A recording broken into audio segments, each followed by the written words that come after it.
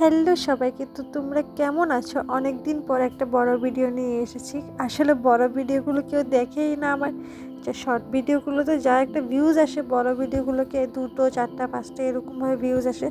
সেই জন্য বড় ভিডিও বানানোর জন্য ভিতর থেকে মোটিভেশনটাই পাই না। আজকে আমি বানাচ্ছি আলুর পরোটা। যারা আলুর পরোটা স্টাফিং করে বেলতে পারো না বলে সেজন্য আলুর পরোটা বানাও না, আজকে আমার রেসিপিটা দেখে তারাও আলুর পরোটা বানাতে পারবে। দেখো আমি কিভাবে আলুর পরোটা বানাই।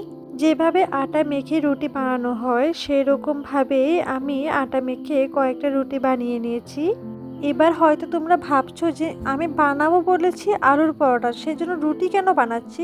ওয়েট পুরো ভিডিওটা দেখো, তারপর বুঝতে পারবে। ভিডিওর লাস্টের দিকেই তো মজাটা আছে না।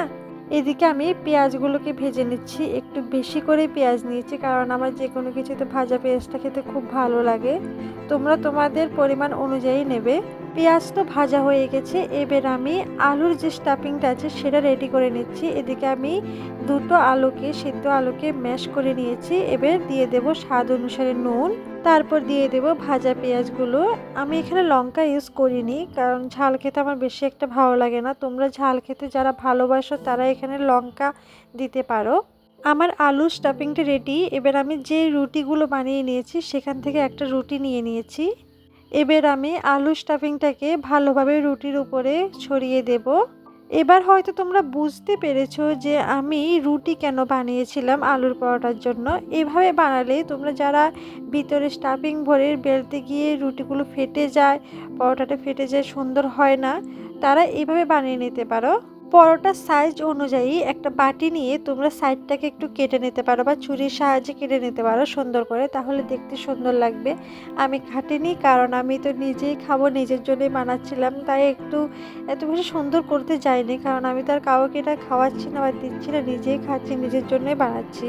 এবার আমি একটা ননস্টিক তাওয়া নিয়ে তাতে একটু তেল দিয়ে একটু গরম করে নিলাম। এবার আমি একটা একটা করে পরোটা ভেজে নেব। অনেকে ভাবে যে আলুর পরোটা বানানো খুব কঠিন, কারণ স্টাফিং দিলে বেলতে গিয়ে এটা ফেটে যায়। দেখলে তো, আলুর পরোটা বানানো কোনো কঠিন কিছু না, খুব সহজ একটা পদ্ধতি। এভাবে আলুর পরোটা বানালে তুমি যখন সাইডগুলো কেটে দেবে তখন কেউ বুঝতেই পারবে না যে তুমি আলুর পরোটা কীভাবে বানিয়েছো, আর তোমার প্রশংসা সবাই করবে।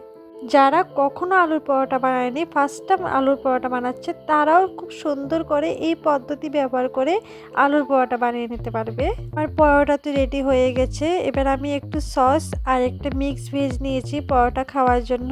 আমি পরোটা খাই। আজকের জন্য টাটা, বাই বাই। হ্যাঁ, তোমরা কিন্তু একবার হলো এই পদ্ধতি ব্যবহার করে বাড়িতে আলুর পরোটা বানিয়ে দেখবে। দেখা হচ্ছে অন্যদিন আর একটা খুব সহজ রেসিপি নিয়ে। টাটা।